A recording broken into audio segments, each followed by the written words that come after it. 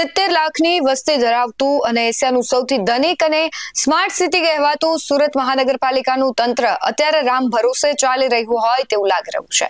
પહેલા આખું નાસિરનગર છે તે ગેરકાયદેસર રીતે કોઈ પણ સત્તાવાર આદેશ વગર તોડી પડાય છે.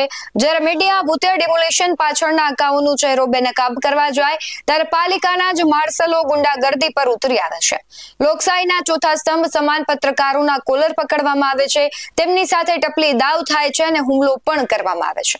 સુરત પાલિકાની મુખ્ય કચેરી હવે સરકારી ઓફિસ મટીને જાણે ગુંડાઓનો અડ્ડો બની હોય તેવો ઘાટ સર્જાયો. અને આ બધાની વચ્ચે જ્યારે મનપાના કમિશનર નિવેદન આપવા આવે છે ત્યારે જે હાસ્યાસ્પદ વાત કરે છે તેને લઈને જ આજ વાત કરવી છે. નમસ્કાર, ગુજરાત BS9 TV ન્યૂઝમાં આપની સાથે હું છું ભગવતી વિશાવડિયા.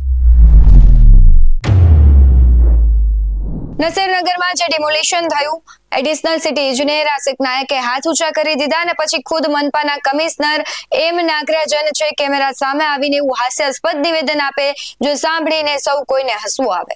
કમિશનર સાહેબ કહે છે કે અમારા અધિકારીઓ ત્યાં ગયા જ નહોતા, ડિમોલેશન કોણે કર્યું એમને ખબર જ નથી. તમારા નાકની નીચે કરોડોના બુલડોઝર આખો વિસ્તાર દબડાવી નાખે, ઓફિશિયલ કાગળિયા પર નોટિસ અપાય અને કમિશનર કહે છે કે તપાસનો વિષય છે. મર્યાદા કાયદો પાડવાની હોય, ભ્રષ્ટાચારીઓને ગેરકાયદે કામ કરનારા માફિયાઓને છાવરવાની ના હોય સાહેબ. અને જેવી મીડિયાએ સવાલનો તોપ ડાંગી સવાલોનો મારો શરૂ થયો એટલે કમિશનર સાહેબે જવાબ આપવાને બદલે ત્યાંથી ચાલતી પકડી. સાહેબ, મીડિયાથી ભાગી શકાશે પણ જનતાથી તમે ક્યાંય નહીં ભાગી શકો.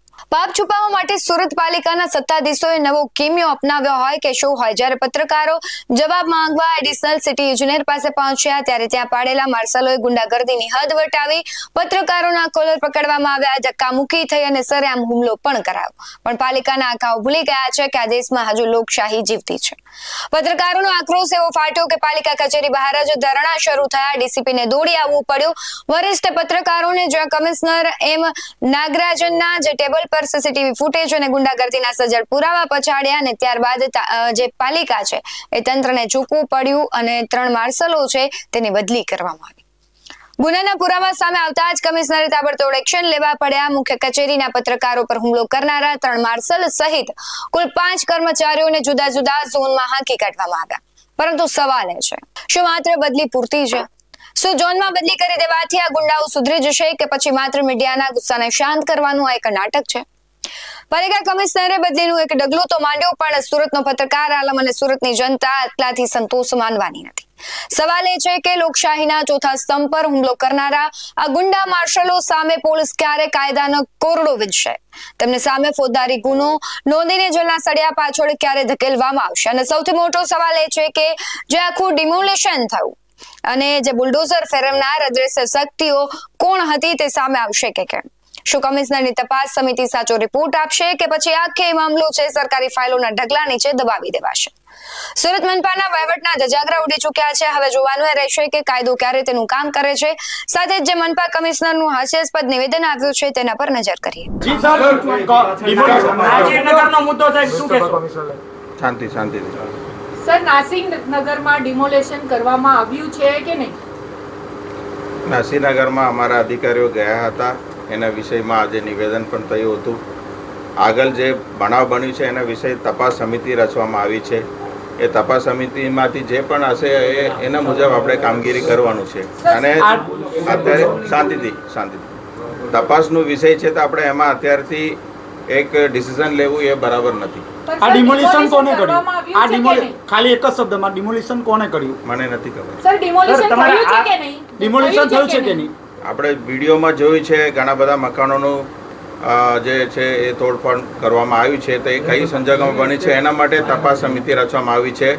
એટલે હું આપ સૌને વિનંતી કરું છું કે તપાસ સમિતિની રિપોર્ટ આવે ત્યાં સુધી થોડું શાંતિ. સર, તમારે જાણમાં ડિમોલિશન કોના ઈશારે આવ્યું છે? અધિકારી આશિષ નાયકે જે ઇન્ટરવ્યુ આપ્યું છે એમાં એ કહે છે ભૂતિયા ડિમોલિશન નથી એવું કહે છે ને પોતે કબૂલ કરે છે. શું કહેશો? તમારા ઈશારે ઇન્ટરવ્યુ આપ્યું છે? જે રિપોર્ટ આવે તો તમારા કેવા પર ઇન્ટરવ્યુ આપ્યું છે? મારા રિપોર્ટ એક જ એમને બોલવા દે, તમે પછી આવો. એ પણ સક્ષમ અધિકારી છે, ડેપ્યુટી કમિશનર છે, ઝોનના ઇન્ચાર્જ અધિકારી છે. એ તે ઝોન માટે એ જ કમિશનર કહેવાય. એ તો રજા પર હતા. તો શું વાંધો છે? તો એને ક્યાંથી આ ડિમોલિશન વિશેની માહિતી મળી? તમારી પાસે નથી તો એમની એ પાસે એમને કેવી રીતે? પૂછો, મને પણ રિપોર્ટ મળ્યું છે, એમને પણ 8 report તારીખે મળ્યું છે. સાહેબને પૂછ્યું હતું ત્યારે સાહેબે સ્પોટ પર દેખાય છે તો શાના માટે તપાસનો ઢોંગ કરવામાં આવે છે? વિડીયોમાં અધિકારીઓ દેખાય છે. વહીવટી પ્રક્રિયા કરવાનું હોય, અમે એક સરકારી કર્મચારી છીએ, નિયમોથી બંધાયેલા છીએ, તો અમારી પ્રોસેસ પ્રક્રિયામાં અમારે જવાનું હોય છે. સાહેબ 14 દિવસ પછી આજે ખુલાસો કરવામાં આવ્યો 14 દિવસ પછી આજે ખુલાસો કરવામાં આવ્યો જ્યારે માહિતી મળશે ત્યારે જ ખુલાસો કરવામાં આવશે. નાયક સાહેબ, ત્યાં નાસિરનગરના લોકો છે એમને નોટિસ આપવામાં આવી હતી સર. એ તપાસનો વિષય છે. સર કયા મીડિયા વાળા પ્રેશર કરતા હતા અધિકારી માનસિક બીમાર થઈ ગયા? કોઈ મીડિયાનું પ્રેશર નથી. અધિકારી એવું કહે છે મીડિયાનું આ પ્રેશર તો ક્યું મીડિયા કી પત્થર ઠોકરાય?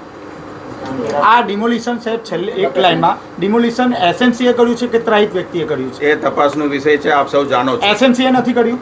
એ તપાસનો વિષય છે. આશિષ સર એવું કહે છે ભૂતિયા ડિમોલેશન કરે. એના માટે તો સમિતિ બિટાયેલું છે. આશિષ સાહેબ, આપના અધિકારી છે અંદર આપના અધિકારી છે જે દેખાઈ રહ્યા છે વિડીયોમાં તેમ છતાં પણ તપાસ કઈ રીતે તપાસ કરવાના છે કારણ કે એ લોકો હાજરીમાં ડિમોલેશન થયું છે સાહેબ તપાસ કરીએ તો જ સાચું સાહેબ થાય. અધિકારી કરવાના છે તો આ કઈ રીતે તપાસ એમને સાહેબ, મૌખિક પૂછીને 12 દિવસ વીતી ગયા છે. તમારો એસએમસી નો લેટર પેડ છે પોલીસ પાસે.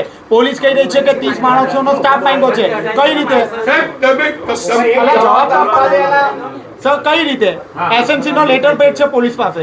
એસએમસી એક સરકારી કચેરી છે, નિયમો અને કાર્યપદ્ધતિ ચાલે, અને અમારે કોઈ પણ આવું પ્રશ્ન હોય તો તપાસ સમિતિ નિમાવીને તપાસ કરવાનું પદ્ધતિ છે. એ પદ્ધતિ જ આપણે કર્યું છે. અત્યારે શું બે તપાસ દિવસ થઈ? તપાસ અત્યાર સમિતિ સુધીમાં બની તપાસ શું થઈ ગઈ છે. સર? શું કાર્યવાહી કરી એ જણાવો. તપાસ શું થઈ? તપાસ સમિતિ એમનું કામ કરશે. શું કરે છે સરકાર? સાહેબ તમે કહી રહ્યા છો સાહેબ મહાનગરપાલિકાના બે મુખડાઓ જોવા મળે છે તમે કહેતા છો કે ડિમોલેશન નથી કર્યું અને આશિષ નાયક સાહેબે આજે કબૂલાત કરી છે વિડીયોમાં કે ડિમોલેશન અમે કર્યું છે કોઈ કબૂલાત નથી. સાહેબ એ બોલ્યા છે, તપાસનો તમારી વિષય સોશિયલ મીડિયા સાઇટ પર છે સાહેબ સુરત મહાનગરપાલિકાના સોશિયલ મીડિયા સાઇટ પર છે અધિકારીઓ ગયા હતા, પછી શું થયું છે એ તપાસનો વિષય છે. આશિષ નાયક સાહેબ સ્પષ્ટ ભાષામાં બોલે છે ડિમોલેશન ભૂતિયા નથી. શું કહેશો? લોકો હતા ને, એટલે ભૂત કરી ગઈ ડિમોલિશન. આશિષ નાયક એ સાહેબ તપાસનો વિષય છે. સાહેબ એક સવાલ એક જ સવાલ છે એક સેકન્ડ આશિષ નાયક સાહેબ એક સેકન્ડ સવાલ એક જ સવાલ છે સાહેબ મારો કે જો ભૂતિયા ડેમોલિશન નું વ્યાખ્યા કોને ખબર નથી. અમે તો તપાસનો વિષયમાં જે સાચું હકીકત આવશે રેકોર્ડ મુજબ આવશે, મીડિયા સમક્ષ અમે રજૂ કરવાના છે. સર, કેટલા તમારા- રિપોર્ટ આવશે? તમારા એ ઝડપથી કરાવશે. તમારા અધિકારી કઈ રીતે પહોંચ્યા ત્યાં? તપાસના દિવસો તો નક્કી હોય ને. તમારા અધિકારી કઈ રીતે પહોંચ્યા ત્યાં? એ મારી પાસે વિગત સાહેબ, સર, તમને કઈ ખબરમાં દેખાય છે? મારી પાસે જે તમે report- તમને કઈ જાણ જ નથી તો તમે ખાલી તપાસના નામે આટલું બધું ચલી રહ્યું તપાસ ચાલશે ચાલશે. આપની જાણ બહાર જાય છે એસએમસી શંકાના ઘેરામાં છે અત્યાર સુધી શાંતિથી બંને મને 1 મિનિટ સાંભળો, થોડું સમરી કહી દઉં છું. હા આ સુરત મહાનગરપાલિકામાં લગભગ 70 લાખ લોકો વસે છે.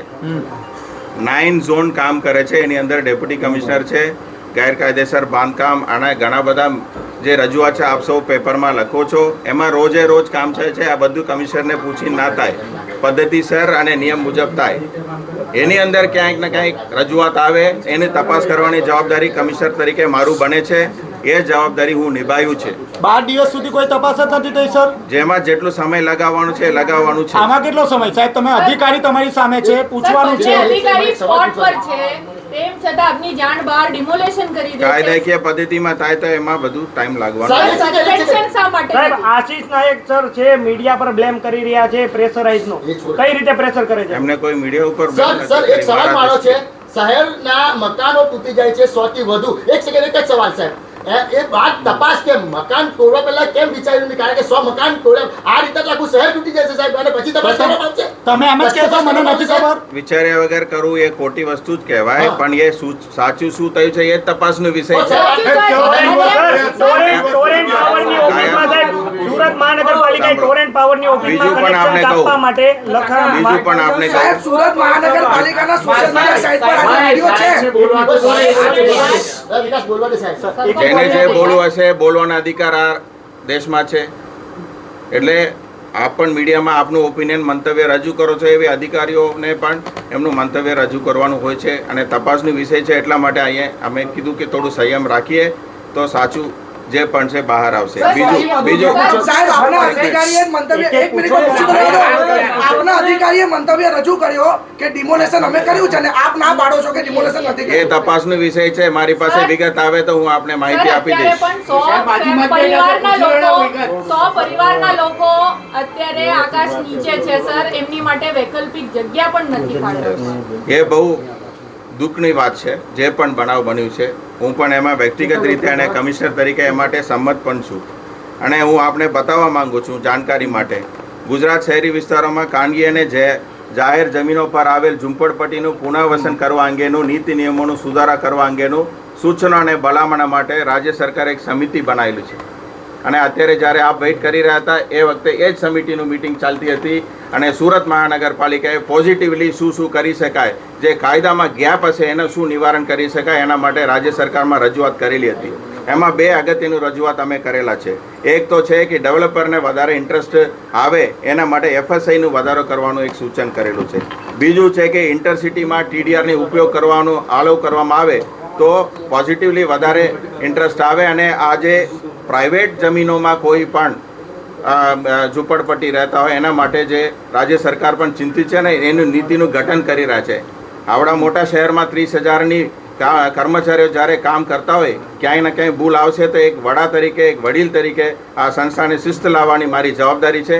અને રાજ્ય સરકારના કોઈ પણ નીતિ નિયમ કાનૂનની અંદર રહીને એ કરવાનું હું પ્રયત્ન કરીશ. આપ સૌ એમાં નિશ્ચિંત રહેશો. અને એમાં અત્યાર સુધી જે બનાવ બને છે એમાં કોર્પોરેશન તરફથી, અહીંયા અધિકારીઓ ઉચ્ચ લેવલ તરફથી કોઈ પણ દબાણ કે પ્રશ્ન લાવવામાં આવ્યું નથી અને કોઈને એમાં ઇન્વોલ્વમેન્ટ પણ નથી. બસ આટલું જ આપ સૌને ચોકસાઈ કરવા માંગુ છું. અને આપ સૌ મીડિયામાં પોઝિટિવલી જ્યારે શહેર માટે આપ વિચાર કરી રહ્યા છો તો અમે પણ વહીવટમાં બેસીને વિચાર કરી રહ્યા છે. તો સહકારની અપેક્ષા રાખું છું અને થોડું શાંતિ રાખવા માટે અને થોડું પેશન્સ રાખવા માટે આપ સૌને વિનંતી કરું છું. અને શું સૂચન આપ્યું છે એ પણ આપ સૌને બતાવું છું.